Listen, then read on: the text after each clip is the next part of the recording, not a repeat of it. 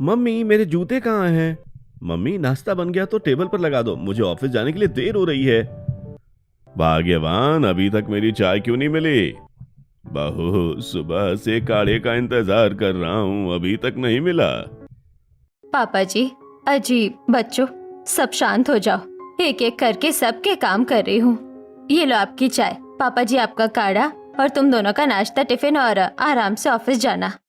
ठीक है माँ। माँ, मेरा काम कौन करेगा? मेरे कपड़े भी प्रेस नहीं है। इस घर के मर्द तो अपना एक काम नहीं करते, कम से कम तू तो ऐसा मत कर। जा अब नाश्ता कर और जा खुद से कॉलेज के कपड़े प्रेस करके जा। जा ही रही हूँ। खुद से करना था तो पहले ही कर ली होती मैं। इस घर के मर्दों ने काम न करने की ठानी है और सुनना मुझे पड़ता है। ये तो बिल्कुल सही नहीं है। बेटा, बेटियों का काम किए बिना गुजारा नहीं होता, मर्दों का हो जाता है। देखना, एक दिन इस घर के मर्द अपनी इन्हीं हरकतों की वजह से घर का सारा काम करने पर मजबूर हो जाएंगे। इतना कहकर श्वेता गुस्से में स्कूल चली जाती है। सुबह से कांति पूरे घर का काम करते करते थक चुकी थी। दोपहर में थोड़ा समय निकालकर वो अपनी सास के पास बैठती है। माँ जी, कब तक चलेगा ये सब? इस घर के मर्द अपना एक काम नहीं करते, सुबह से रात तक बस कांति कांति कांति। बहू, हमारे तो पूरे जिंदगी ऐसे ही निकल गई। पहले ससुर की सेवा, फिर पति की सेवा, फिर बेटों की सेवा। औरत की किस्मत में आराम कहाँ? माँ जी, कभी कभी लगता है मैं इंसान नहीं, इस घर की मशीन हूँ। तभी महेश वहां आ जाते हैं। कांति, अरे कांति, मेरी फाइल लेकर आओ जल्दी। जी, कौन सी फाइल चाहिए? अरे वही जो अलमारी में रखी है। अलमारी में तो बहुत सारी फाइलें हैं जी। अरे इतना भी नहीं पता? चलो सारी उठा लाओ। कांति भागकर अलमारी से सारी फाइलें उठा लाती है। ये लीजिए जी। इसमें पीले रंग वाली फाइल निकालो। जी, 3 पीले रंग की है। अरे हल्के पीले वाली। ये। तुम्हें तो कुछ समझ ही नहीं आता। बीच वाली खोलो। जी, खोल दी। अब उसमें से लाल रंग का पेपर निकालो। इसमें तो 4 लाल पेपर हैं। अरे हल्के लाल वाला, इतना भी नहीं समझती? बेटा, खुद देख ले। नहीं माँ, अगर अपना काम खुद से करने लगूं तो फिर ये किस लिए है? लगभग 10 मिनट तक महेश कांति को ऐसे ही इधर उधर दौड़ाते रहते हैं। रहने दो, तुमसे कोई काम ठीक से होता ही नहीं है। जी। महेश वहां से चले जाते हैं। देखा माँ जी, खुद एक फाइल नहीं देख सकते और गलती मेरी निकालते हैं। बेटा, यही तो हमारी जिंदगी है। अगले दिन कांति रसोई में पहुंचती है, तभी एक के बाद एक आवाजें आने लगती हैं। अरे बहू, मेरा पानी कहाँ है? मम्मी, मेरी घड़ी नहीं मिल रही। माँ, मेरी चाय ठंडी हो गई, दूसरी बना दो। कांति, टीवी का रिमोट उठा दो। माँ, आप घर में हो? मेरा काम कब करोगी? एक एक करके बोलो, मैं 4 हाथ लेकर पैदा नहीं हुई हूँ। बहस करने लगी हो, पहले काम करो। शाम को कांति थोड़ी देर के लिए अपनी पड़ोसन सुषमा के घर चली जाती है। अरे कांति, आज सूरज पश्चिम से निकला क्या? तू हमारे घर कैसे? बस दीदी, मन घबरा गया था। तभी कांति के फोन पर समर का कॉल आता है। माँ, मेरा कोट कहाँ रखा है? मैं घर पर नहीं हूँ बेटा। तो मैं क्या करूं? खुद ढूंढ लो। नहीं, मैं नहीं। फोन कट जाता है। इतने बड़े हो गए लेकिन खुद के सामान नहीं ढूंढ सकते। अब तो बेटे की शादी करा दे, बहुएं आएंगी तो तेरा हाथ बटाएंगी। नहीं तो तेरी कमर टूट जाएगी। और सुन, काम काजी बहू देखना, आजकल प्यार व्यार वाली शादी में लड़कियां ससुराल कम संभालती हैं। बात तो तुम लोगों की सही है। रात को कांति घर लौटती है और अपने ससुर से बात करती है। पापा जी, अब मुझे लगता है समर की शादी कर देनी चाहिए। क्यों नहीं, क्यों नहीं, मेरे दोस्त की नतनी है, बहुत बहुत संस्कारी लड़की है। पिताजी ठीक कह रहे हैं। उसी समय समर आ जाता है। किसकी शादी? तुम्हारी। मेरी? और क्या, मैं दूसरी बार शादी करूंगा? नहीं दादाजी, मैं किसी भी लड़की से ऐसे शादी नहीं कर सकता। करनी पड़ेगी बेटा, मैं तैयार नहीं हूं। मैं अपने दोस्त से बचपन में वादा कर चुका हूं, रामदेव अपनी जुबान नहीं तोड़ता। लेकिन मेरी जिंदगी है। जिंदगी तेरी, फैसला घर का होगा। वाह भैया, दूसरों को समझाते और खुद भाग रहे हो। तू बीच में मत बोल। क्यों? क्यों डर लग रहा है? कहीं बहू आकर आपसे अपना काम खुद ना करवाए? बेटा, लड़की कामकाजी होनी चाहिए, घर संभालने वाली होनी चाहिए। ये लव मैरिज वैरिज में कुछ नहीं रखा। माँ, अगर मुझे कोई और पसंद हो तो? खबरदार जो किसी लड़की का नाम लिया। हमारे खानदान में बड़े बूढ़े फैसला करते हैं बेटा, तो मेरी खुशी की कोई कीमत नहीं। बेटा, कभी कभी घर की खुशी के लिए अपनी खुशी छोड़नी पड़ती है। हमेशा बच्चों को ही क्यों?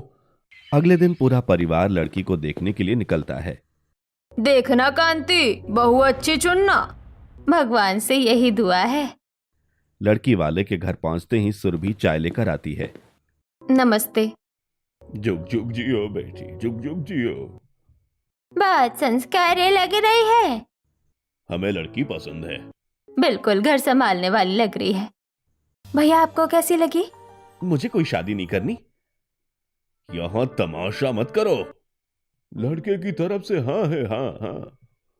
नहीं, मेरी तरफ से नहीं है। अगर लड़का राजी है तो मैं भी किसी पर बोझ बनकर नहीं आना चाहती। बेटी, ये थोड़ा जिद्दी है। थोड़ा नहीं, बहुत ज्यादा। घर लौटते ही बड़ा झगड़ा शुरू हो जाता है। तूने हमारी इज्जत मिट्टी में मिला दी है। मेरी जिंदगी का फैसला मुझसे पूछे बिना क्यों? शादी होगी तो उसी लड़की से होगी। हाँ, मैं नहीं करूंगा। खाना खाते हो हमारा, रहना हमारा, और बात अपनी चलाओगे। क्या बेटे की कोई इच्छा नहीं होती? बेटा, माँ की इज्जत रख ले। घर में रोज रोज का झगड़ा अच्छा नहीं। भैया, बहू आएगी तो कम से कम अपनी चाय खुद बनानी सीख लेना। तू नहीं सुधरेगी। कई दिनों तक घर में यही तनाव चलता रहता है। आखिरी बार पूछ रहा हूं, हाँ या नहीं? अगर यही सबकी खुशी है तो मैं तैयार हूं। भगवान तेरा भला करे बेटा। अब जाकर घर में शांति आई है। भैया, उम्मीद है भाभी आकर आपको बदल देगी। कुछ दिनों बाद पूरे रीति रिवाज से समर और सुरभि की शादी हो जाती है। आज मेरा वादा पूरा हो गया।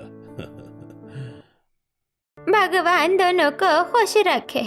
आओ बहू, इस घर में तुम्हारा स्वागत है। आपके आशीर्वाद से इस घर को अपना घर बनाऊंगी। बहू, अब इस घर की जिम्मेदारी तुम्हारे हाथ में है। भाभी, पहले ही बता देती हूँ, इस घर के मर्द अपना एक काम नहीं करते। कोई बात नहीं ननन जी। कांति सुरभि का गृह प्रवेश करवाती है। सुरभि बहू बनकर कांति के परिवार में आ जाती है और सबके मन में नई उम्मीदें जाग उठती हैं। अगले दिन सुरभि की पहली रसोई थी। पूरे घर में खुशी का माहौल था, लेकिन सुरभि को नहीं पता था कि उसके लिए जिम्मेदारियों का पहाड़ इंतजार कर रहा है। बहू, आज पहली रसोई है। खीर, पूरी, आलू की सब्जी, दादाजी के लिए बिना मिर्च की सब्जी, महेश जी के लिए कम तेल का खाना और समर के लिए पनीर भी बना देना। जी माँ जी, मैं सब बना दूंगी। और बहू, दादाजी का काढ़ा भी समय पर बना देना। सुरभि, मेरे ऑफिस के कपड़े भी प्रेस कर देना।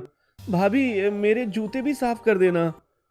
भाभी, स्वागत है इस घर में। यहाँ बहू नहीं, सुपर वुमन चाहिए। कोई बात नहीं ननन जी, धीरे धीरे सब सीख जाऊंगी। सुरभि सुबह से दोपहर तक रसोई में लगी रहती है। खाना बनाकर बाहर आती है। दाल में नमक थोड़ा कम है। मेरे काढ़े में अदरक ज्यादा। सुरभि, अगली बार सब्जी थोड़ी तीखी बनाना। भाभी, मुझे 2 रोटी और चाहिए। बहू, बुरा मत मानना, इस घर के मर्द ऐसे ही हैं। माँ जी, मैं कोशिश करूंगी सबको खुश रखने की। अगले दिन सुबह 5 बजे ही सुरभि उठ जाती है। पहले चाय, फिर नाश्ता, फिर कपड़े, फिर सफाई। बहू, मेरी सफेद शर्ट प्रेस हुई या नहीं? सुरभि, मेरी टाई कहाँ रखी है? अरे बहू, मेरा चश्मा तो ढूंढ दे बेटा। भाभी, मेरा बैग भी देख लेना। बहू, मशीन में कपड़े भी डाल देना। भाभी, आपको देखकर लगता है माँ की जगह अब आपने ले ली है। घर है ननन जी, सबका काम करना ही पड़ता है। कुछ महीने बीत जाते हैं। सुरभि पूरे घर की जिम्मेदारी संभालने लगती है। बहू, ये बिल संभाल के रखना। सुरभि, मेरा लंच तैयार है। बहू, अरे मेरी दवाएं। भाभी चाय बना दीजिए। बहू, लगता है अब मैं भी तेरे सहारे हूँ। माँ जी, कभी कभी लगता है इस घर में औरतें ही सब कुछ है। देखते ही देखते 1 साल बीत जाता है। घर में अब भी मर्द अपना कोई काम नहीं करते। बहू, तू भी मेरी तरह परेशान रहने लगी है। माँ जी, सुबह से रात तक काम करते करते कभी कभी खुद के लिए समय नहीं मिलता। मैंने पहले ही कहा था, इस घर के मर्द कभी नहीं बदलेंगे। हमारी पीढ़ी भी यही सहती रही। उधर करण आए दिन श्वेता को कॉलेज छोड़ने जाता है। चलो श्वेता, देर हो रही है। आज जल्दी चलो, मेरी सहेली टीना भी आएगी। टीना वहां आ जाती है। कैसे हो करण? मैं बढ़िया, और तुम? सब बढ़िया है भैया। अब मेरी दोस्त पर लाइन मत मारो। अच्छा ठीक है, अब मैं चलता हूँ। धीरे धीरे करण और टीना की बातें शुरू हो जाती हैं। आप रोज श्वेता को छोड़ने आते हैं? अब तो शायद आपको देखने भी आने लगा हूँ। बहुत बातें बनाते हैं आप। सच कह रहा हूँ। कुछ समय बाद घर में करण की शादी की बात शुरू होती है। पापा जी, अब करण की शादी भी कर देते हैं। हाँ, इस बार भी लड़की मैं देखूंगा। लेकिन दादाजी। कोई लेकिन वेकिन नहीं चलेगा। हमारे घर में लव मैरिज नहीं होती बेटा। करण, कुछ भी हो जाए, अरेंज मैरिज मत करना। क्यों भैया? मुझे बीबी बहुत अच्छी मिली है। सुरभि जैसी लड़की हर किसी को नहीं मिलती। लेकिन आज भी मेरे मन में गिल्ट है कि मैंने अपनी पसंद से शादी क्यों नहीं की। भैया, मैं टीना से प्यार करता हूं। फिर पीछे मत हटना। एक दिन घर जब करण शादी की बात करता है। क्या कहा? Love marriage? ये सब नहीं होगा। होगा, और टीना से ही होगा। अगर इस घर में रहना है तो हमारी बात माननी होगी। भैया ने कुछ नहीं कहा, लेकिन मैं भाग जाऊंगा, मैं मर जाऊंगा, पर अरेंज मैरिज नहीं करूंगा। कैसे बातें कर रहे हो बेटा? पिताजी जबरदस्ती से रिश्ते नहीं बनते। इस बार मैं करण के साथ हूं। तुम भी? जी, क्योंकि मैंने मजबूरी देखी है। करण की बातों से घर वाले डर जाते हैं और टीना के घर जाने के लिए तैयार हो जाते हैं। नमस्ते। लड़की बहुत शांत लग रही है, स्वभाव भी अच्छा है। लोग कहते हैं मॉडल लड़की है, लेकिन संस्कार तो अच्छे लग रहे हैं। अगर बच्चों की खुशी इसमें है तो हम भी मान जाते हैं। दादाजी, ज्यादा खुश मत हो, अभी शादी बाकी है। कुछ दिनों बाद पूरे रीति रिवाज से करण और टीना की शादी हो जाती है। आओ बहू, आशीर्वाद दीजिए माँ जी। देवरानी जी, स्वागत है। अब भाभी को साथ ही मिल गया। अगले दिन टीना की पहली रसोई होती है। जेठानी जी, आप सब्जी काट दीजिए। ठीक है। तभी करण अंदर आता है। टीना, मुझे पानी दे दो। पानी वही रखा है, अपने हाथ से ले लीजिए। अच्छा। कुछ देर बाद जब पहली रसोई का खाना तैयार हो जाता है, टीना उसे टेबल पर लगा देती है। टीना, सब्जी दे दो। आपके हाथ ठीक है, खुद ले लीजिए। अरे बहू, पति को खुद परोस दो। पिताजी, प्यार में सेवा होती है, लेकिन हर छोटा काम खुद करना भी अच्छी आदत है। हमारे घर में तो ऐसा कभी नहीं हुआ है। दादाजी, आज से हो जाएगा। लगता है घर में कुछ बदलने वाला है। शायद अब इस घर के मर्दों को अपना काम खुद करना सीखना पड़ेगा। पहली रसोई के दिन ही टीना ने अपने अलग अंदाज की झलक दिखा दी थी। उसके व्यवहार को देखकर पूरा परिवार हैरान था। देखो जी, हमारी अरेंज मैरिज वाली बहू सुबह से काम में लगी हुई है। हाँ सुरभि, जैसी बहू हर घर में होनी चाहिए भाई। हाँ? मैंने कहा था ना, संस्कारी लड़की घर संभाल लेती है। माँ जी, मैं झाड़ू लगा देती हूँ, फिर रसोई का काम कर दूंगी। हाँ बहू, उसके बाद मशीन में कपड़े भी डाल देना। जेठानी जी, अगर आपको मदद चाहिए तो बता देना, मैं देखकर बता दूंगी कैसे करना है। वाह भाभी, काम नहीं करोगी लेकिन सलाह पूरी दोगी। घर के सारे काम सुरभि करती रही। अगर टीना से कोई काम कहा जाता तो वह अलग ही जवाब देती। बहू, जरा रसोई से पानी ला दे। दादी, आप धीरे धीरे चलिए, थोड़ा चलना फिरना सेहत के लिए अच्छा होता है। अरे, मैं तुझसे पानी मांग रही हूँ और मैं आपकी सेहत का ध्यान रख रही हूँ। एक दिन छत पर सूखे कपड़े उतारने थे। उनमें दादाजी की कोटी भी टंगी थी। टीना बहू, छत से कपड़े उतार लाना, मेरी कोटी भी ले आना। दादू, आप ही चले जाइए ना, मेरी साड़ी भी वहीं सूख रही है, उसे भी साथ में ले आइएगा। मैं? हाँ दादू, थोड़ा चलना फिरना अच्छी बात होती है। अरे बहू, दादू की उम्र देख।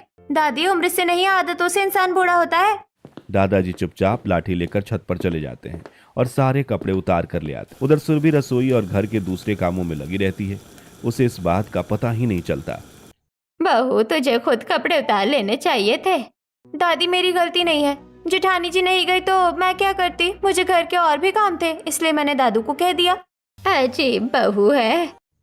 एक दिन महेश जी का छोले चावल खाने का मन करता है। टीना बहू, आज छोले चावल बना दो। पापा जी, छोले कैसे बनते हैं? अरे तुम्हें नहीं आते? नहीं पापा जी, आपको आते हैं क्या? हाँ, बचपन में बनाता था। तो पापा जी आप ही बना दीजिए ना, और मेरे लिए भी थोड़ा ज्यादा बना देना। मैं? हाँ पापा जी, आपके हाथ का स्वाद भी तो पता चले। पहली बार महेश जी रसोई में जाते हैं और छोले चावल बनाते हैं। घर के लोग देखकर हैरान रह जाते हैं। पापा, आप तो अच्छे कुक निकले। ये हुनर तो हमसे छुपा रखा था आपने। इससे अच्छी तो हमारी अरेंज मैरिज वाली बहू है। हाँ, घर का सारा काम खुद करती है, किसी से करवाती भी नहीं। तभी टीना वहां आ जाती है। अच्छा, तो मेरी चर्चा हो रही है? नहीं बहू, बस ऐसे ही। आपको लगता है जेठानी जी बहुत सीधी है, लेकिन कभी सोचा है कि वो सारे काम खुद क्यों करती है? अगर घर के बड़े बुजुर्ग थोड़ा भी काम नहीं करेंगे तो उनका शरीर कमजोर हो जाएगा। उसके बाद वो घर की बड़ी है, प्रॉपर्टी लेने में उसे आसानी होगी। मतलब? नहीं, सुरभि बहू ऐसी नहीं है। अगर आप लोग हमेशा बैठे रहेंगे तो आपकी सेहत खराब होगी, इसलिए सबको थोड़ा थोड़ा काम करना चाहिए, नहीं तो अंतिम रिजल्ट आप खुद देख लेना। बात तो ठीक ही कह रही हो। कुछ दिन बीत जाते हैं। सुरभि पहले की तरह सारे काम करती रहती है। माँ जी, आज थोड़ा सिर दर्द हो रहा है। बहू, थोड़ी देर आराम कर ले। घर में सब्जी खत्म हो जाती है। पापा जी, बाजार से सब्जी ले आइए। मैं? हाँ पापा जी, आज जेठानी जी की तबीयत ठीक नहीं है। ठीक है, ले आता हूँ। कभी टीना सब्जी काटने के लिए महेश जी को बुलाती है तो कभी करण से पानी मंगवाती है। करण, जरा पानी दे दो। अभी लाया। पापा जी, ये सब्जी काट देंगे क्या? चलो, ये भी कर लेते हैं। धीरे धीरे घर के लोग छोटे छोटे काम खुद करने लगते हैं। समर जी, अगर बाजार जा रहे हैं तो ये सामान ले आइएगा। ठीक है। कमरे की सफाई में मेरी मदद कर दोगे? क्यों नहीं? लगता है इस घर की आदतें बदल रही है। मैंने पहले ही कहा था, एक दिन इस घर के मर्द भी काम करेंगे। समय बीतने लगा। धीरे धीरे टीना अपनी बातों से सुरभि के मन में भी घर वालों के प्रति नाराजगी भरने लगी। एक दिन समर अपने ऑफिस की शर्ट प्रेस कर रहा था। आज अपनी शर्ट खुद ही प्रेस कर लेता हूँ। तभी टीना अपनी साड़ी लेकर आ जाती है। जेठ जी, जब प्रेस कर ही रहे हैं तो मेरी साड़ी भी प्रेस कर दीजिए ना। तुम्हारी साड़ी? हाँ, इसमें क्या है, घर के लोग ही तो एक दूसरे की मदद करते हैं। उसी समय सुरभि कमरे में चाय लेकर आती है। टीना, तुम मेरे पति से अपनी साड़ी प्रेस कैसे करवा सकती हो? क्यों नहीं करवा सकती? मैं तो करवाऊंगी। ये ठीक बात नहीं है। जेठानी जी, जब घर के सारे लोग एक दूसरे का काम कर सकते हैं तो इसमें दिक्कत क्या है? रहने दो, मैं कर देता हूँ। नहीं, मुझे बिल्कुल अच्छा नहीं लगा। ऐसे ही कई दिन बीत गए। टीना छोटे छोटे काम घर के मर्दों से करवाने लगती है। इस घर के मर्दों को काम करने की आदत रहनी चाहिए, सिर्फ औरतें ही थोड़ी ना काम करेंगी। कुछ दिन बाद सुरभि के मायके से निमंत्रण आता है। उसकी भाभी की बेटी का जन्मदिन था। चलो, सब तैयार हो जाओ। बहू के मायके भी हो आते हैं। सब लोग सुरभि के मायके पहुंचते हैं। वहां खुशी का माहौल था। आइए, आप सबका स्वागत है। भाभी जी, एक गिलास ठंडा पानी मिल जाएगा? अभी लाई। कुछ देर बाद भैया जी, जरा वो मिठाई की प्लेट इधर दे दीजिए। लीजिए लीजिए। थोड़ी देर बाद भाभी जी, अगर हो सके तो मेरे लिए चाय भी बना दीजिए। टीना, बार बार काम मत बोलो, अपने ही लोग हैं। भाभी, ये तो सबको काम में लगाई जा रही है। ऐसे ही बर्थडे के दिन टीना वहां पर भी सबको काम में लगाए रहती है। अगले दिन सभी घर आ जाते हैं। कुछ दिन बाद पूरा परिवार एक रिश्तेदारी की शादी में जाता है। माँ जी, मैं मेहमानों को खाना परोस देती हूँ। बहुत बहुत संस्कारी है बहू। उधर टीना कुर्सी पर बैठी रहती है। पापा जी, मेरे लिए एक कोल्ड ड्रिंक ला दीजिए। अच्छा, करण, मेरे लिए नाश्ता भी ले आना। ठीक है। बहू, लोग क्या कहेंगे? माँ जी, दूसरे के घर जाकर मैं नौकरों की तरह काम करके अपनी इज्जत क्यों घटाऊं? ये कैसी बातें हैं? जेठानी जी को काम पसंद है, मुझे नहीं। सुरभि चुपचाप सब सुनती रहती है। समय बीतता है। टीना सोचती है कि अब उसे कुछ बड़ा करना चाहिए। अगर घर में मेरी बात चलानी है तो मुझे सबका भरोसा जीतना होगा। एक दिन करण 1 लाख रुपए लेकर घर आता है। ये 1 लाख रुपए है, इन्हें तिजोरी में रख देना। ठीक है। वह रुपए तिजोरी में रख देती है। अगले दिन वह पैसे गायब हो जाते हैं। तिजोरी में रखे पैसे कहाँ गए? पूरे 1 लाख रुपए गायब हैं।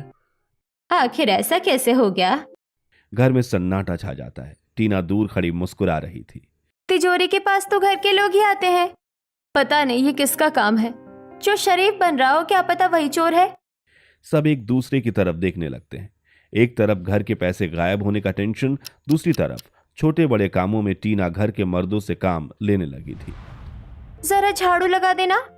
पापा जी बर्तन सिंक तक रख दीजिए। दादू पौधों में पानी डाल दीजिए। काम और जिम्मेदारी के कारण घर के पुरुष भी थकने लगे थे। यह टीना की आदत थी कि वह आए दिन ऐसा करती थी, जिस कारण इसका असर घर के मर्दों पर पड़ रहा था। आज ऑफिस में बहुत डांट पड़ी। रात को नींद भी पूरी नहीं हुई है। उम्र भी हो रही है। वही पैसे नहीं मिलते तो घर में तरह तरह की बातें होने लगती है और टीना सारा ब्लेम सुरभि पर डाल देती है। जेठानी जी ने चोरी की है, क्योंकि मेरे को तो पैसों की कोई कमी नहीं है। मैं खुद आप लोगों के लिए कुछ ना कुछ लेते आती रहती हूँ। मैं क्या करूंगी पैसों का? मैं निर्दोष हूँ। मैंने कोई पैसे नहीं लिए। बहू, हमें सच जानना है। मुझे अपनी पत्नी पर भरोसा है। बिना सबूत किसी को दोष नहीं देना चाहिए। पहले अच्छी तरह पता करेंगे। टीना एक तरफ घर के मर्दों से काम करवाती तो दूसरी तरफ उसने सुरभि को तंग कर रखा था। लगातार तनाव से सुरभि का मन टूटने लगता है। टीना हर बार सुरभि के ऊपर ब्लेम डाल देती है। मुझे यकीन है जेठानी जी ने ही चोरी की है। समर जी, जब भरोसा ही नहीं रहा तो यहाँ रहना मुश्किल है। मैं तुम्हारे साथ हूँ। मैं गलत नहीं हूँ। मुझे पता है।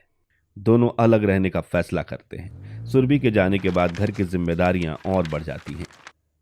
घर कितना बदल गया है। पहले सब अलग था। घर में शांति सबसे बड़ी दौलत होती है। शायद हमें बैठकर सब बातें समझनी चाहिए।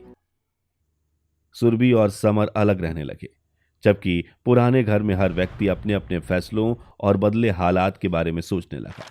समय बीतने लगा। सुरभि के घर छोड़ने के बाद टीना का घर में प्रभाव और बढ़ गया। करण, पहले झाड़ू लगा दो, उसके बाद रसोई में आकर मेरा नाश्ता भी तैयार कर देना। टीना, मुझे ऑफिस भी जाना है। ऑफिस हो जाएगा, पहले घर का काम सीखो। उधर, कांति, मेरा टिफिन कहाँ है? पापा जी, अपना टिफिन खुद बना लीजिए। अपने हाथ से बनाया खाना ज्यादा स्वादिष्ट लगता है। मैं? जी पापा जी। अब घर के मर्द अपना टिफिन खुद बनाते, झाड़ू पोछा करते और छोटे बड़े काम भी खुद करने लगे, जिससे उन्हें ऑफिस में देर होती और बॉस से डांट पड़ती। बेटा करण, जरा ये बाल्टी इधर रख दे। दादू, आप भी थोड़ा काम किया करिए, शरीर चलता रहेगा। बहू, इनकी उम्र देख। दादी, मैं सबकी भलाई के लिए कह रही हूँ। बहू, इतना काम मत करवाओ, सब लोग थक जाते हैं। भाभी भैया रात को देर तक जागते हैं, सुबह जल्दी उठते हैं। बहू, हर चीज में संतुलन होना चाहिए। नहीं दादी, अब घर के सब लोग अपना काम खुद करेंगे। घर और ऑफिस के बीच तालमेल बिगड़ने लगा। थकान के कारण ऑफिस में कोई ढंग से काम भी नहीं कर पाता। आज फिर मीटिंग छूट गई। बॉस ने कहा है कि अगर यही हाल रहा तो नौकरी पर असर पड़ेगा। मेरी भी ऑफिस में डांट पड़ी। समय पर काम न होने और लगातार तनाव के कारण घर के मर्दों की मानसिक और आर्थिक स्थिति भी प्रभावित होने लगी। इस महीने खर्च ज्यादा और आमदनी कम लग रही है। पहले ऐसा कभी नहीं हुआ था। घर में शांति नहीं होगी तो बरकत भी नहीं होगी। लगातार तनाव के कारण एक दिन महेश जी की तबीयत अचानक खराब हो जाती है। मेरा सिर बहुत भारी लग रहा है। अचानक उन्हें चक्कर आता है और वो गिर जाते हैं। अजी, ये क्या हो गया? जल्दी डॉक्टर के पास लेकर चलो। पापा जी, इनका ब्लड प्रेशर बहुत बढ़ा हुआ है। शुगर भी नियंत्रित नहीं है और कुछ जांचों में लीवर में संक्रमण के संकेत भी मिले हैं। इन्हें आराम और तनाव से दूरी की जरूरत है। अस्पताल के कमरे में हर तरफ उदासी छाई हुई थी। महेश जी की हालत लगातार बिगड़ती जा रही थी। डॉक्टर बार बार दवाइयों और जांच की बात कर रहे थे, लेकिन घर वालों के पास पैसे खत्म हो चुके थे। घर के मर्दों की नौकरी और कमाई पर इतना असर पड़ा था कि बैंक अकाउंट भी लगभग खाली हो गए थे। अजी, आंखें खोलिए, हमें छोड़कर मत जाइए, घर तो पहले ही बिखर चुका है। मम्मी, मैंने अपने अकाउंट में देखा सिर्फ 5,000 रुपए बचे हैं। इतने में तो एक जांच भी नहीं होगी। मेरे पास कुछ भी नहीं बचा। कई दिनों से ऑफिस में सही काम नहीं कर पाया, सैलरी भी कट गई। मैंने अपनी जिंदगी में ऐसा बुरा वक्त कभी नहीं देखा। घर के कमाने वाले ही टूट गए। मैं भी क्या करूं, मेरे पास भी पैसे नहीं है। तभी अस्पताल के दरवाजे पर सुरभि आती है। उसके हाथ में एक छोटा सा बैग था। मम्मी जी, ये कुछ पैसे हैं, मैंने अपनी जरूरतें कम करके थोड़े थोड़े बचाए थे। आप इससे पापा जी का इलाज करवा लीजिए। बहू, तूने हमारे लिए इतना सब किया। परिवार मुश्किल में हो तो हिसाब नहीं किया जाता। सुरभि, हमने तुझे समझने में बहुत देर कर दी। पैसे देकर सुरभि वहां से चली जाती है। इलाज शुरू होता है और कुछ दिनों बाद महेश जी की हालत में सुधार आने लगता है। महेश जी अस्पताल से घर लौट आते हैं, लेकिन टीना का स्वभाव बिल्कुल नहीं बदलता। वो पहले की तरह सब पर हुक्म चलाती रहती। करण, पहले जाकर मेरे लिए चाय बनाओ और फिर बाजार से सामान भी ले आना। टीना, अभी ऑफिस से आया हूँ, थोड़ा आराम तो करने दो। नहीं, घर के सारे काम तुम लोग ही करोगे। बहू, इतना सब होने के बाद भी तुझे कुछ समझ नहीं आया? एक दिन टीना अपने कमरे में दरवाजा बंद करके बैठी थी। उसके सामने नोटों की गड्डियां रखी थी। पूरे 1 लाख रुपए, आप कोई नहीं जान पाएगा। तभी करण कमरे में आ जाता है। टीना, इतने सारे पैसे कहाँ से आए? वो मेरे मायके से आए हैं। झूठ मत बोलो, तुम्हारे मायके की हालत मैं जानता हूँ। कर्ण को याद आता है कि अस्पताल में जो पैसे सुरभि लाई थी, उसके बाद कुछ रकम गायब हो गई थी। उसे शक होने लगता है। सच सच बताओ, कहीं ये वही पैसे तो नहीं जो तुमने चुराए थे? बोलो टीना। टीना चुप रहती है और करण समझ जाता है कि टीना ने ही पैसे चुराए थे। करण सारी बात घर वालों को बता देता है। पूरा परिवार शर्मिंदा हो जाता है। हमने सुरभि पर शक किया, जबकि गलती किसी और की थी। मैंने अपनी पत्नी का साथ नहीं दिया। चलो अपनी बहू को वापस लेकर आते हैं। पूरा परिवार सुरभि के पास जाता है। बहू, हमें माफ कर दे, हम तुझे पहचान नहीं पाए। मम्मी जी, परिवार में माफी नहीं होती, सिर्फ अपनापन होता है। सुरभि घर वापस आ जाती है, लेकिन टीना बाहर से सुधरने का दिखावा करती है। उसी रात टीना अपनी माँ से फोन पर बात करती है। मम्मी, अभी सबको लग रहा है कि मैं बदल गई हूँ, लेकिन मैं सुरभि को इस घर से निकाल कर ही रहूंगी। मैंने 4 लड़कों से बात कर ली है, वो घर में चोरी करेंगे और इल्जाम सुरभि पर लगेगा। दरवाजे के पीछे खड़ी दादी सारी बातें सुन लेती हैं। हे भगवान, ये लड़की तो पूरे घर को बर्बाद कर देगी। दादी तुरंत घर वालों को सारी बात बता देती है और सब लोग योजना बना लेते हैं कि रात होते ही चारों लड़के चोरी करने घर में घुसते हैं। जल्दी काम खत्म करो। तभी घर की लाइट जल जाती है। रुको, कहीं नहीं जाएगा। रुको रुको, तुम लोगों को किसने भेजा? हमें टीना मैडम ने भेजा है। टीना, तू इतने नीचे गिर गई? नहीं, ये झूठ बोल रहे हैं। मैंने अपने कानों से सब सुना है। इस बार घर वाले टीना को माफ नहीं करते। तूने इस घर की खुशियां, पैसे और सम्मान सब खत्म कर दिया, सब। मैंने तुझसे प्यार करके शादी की थी, लेकिन तूने प्यार का मतलब ही बदल दिया। आज से इस घर में तेरे लिए कोई जगह नहीं है। तभी सुरभि आगे आती है। मम्मी जी, गलती बहुत बड़ी है, लेकिन अगर इंसान को अपनी गलती का एहसास हो जाए तो उसे एक मौका जरूर मिलना चाहिए। जिसके कारण तुम्हें इतना दुख मिला, तुम उसी को बचा रही हो। बुराई का जवाब बुराई से नहीं, अच्छाई से देना चाहिए। सुरभि की बातें सुनकर टीना जोर जोर से रोने लगती है। मुझे माफ कर दो। मैंने कभी नहीं सोचा कि मेरी जिद की वजह से घर के मर्दों की मानसिक और आर्थिक हालत इतनी खराब हो जाएगी। जब घर में 1 रुपया नहीं था, तब भी तूने अपने बारे में सोचा। बेटी, परिवार चलाने के लिए प्यार और संतुलन चाहिए, जिद नहीं। तुमने एक बार भी नहीं सोचा मैं कितनी परेशानी में था। मैं सबसे माफी मांगती हूँ, मुझे एक मौका दे दीजिए। अब मैं कभी ऐसा नहीं करूंगी। घर के सभी मर्द टीना को माफ कर देते हैं। गलती इंसान से होती है, लेकिन उसे सुधारना भी सबसे बड़ी बात है। हमारी बड़ी बहू सुरभि ने आज फिर साबित कर दिया कि परिवार को जोड़ने वाला ही सबसे बड़ा होता है। अरेंज मैरिज वाली बहू ने इस घर को बचा लिया और प्यार का असली मतलब भी सिखा दिया। अब दोनों बहुएं मिलकर घर का काम संभालने लगी। घर के मर्दों पर काम का बोझ कम हो गया। धीरे धीरे उनकी मानसिक स्थिति भी ठीक होने लगी और आर्थिक हालात भी सुधरने लगा। घर में फिर से हंसी लौट आई और सब लोग मिलजुल कर खुशी से रहने लगे।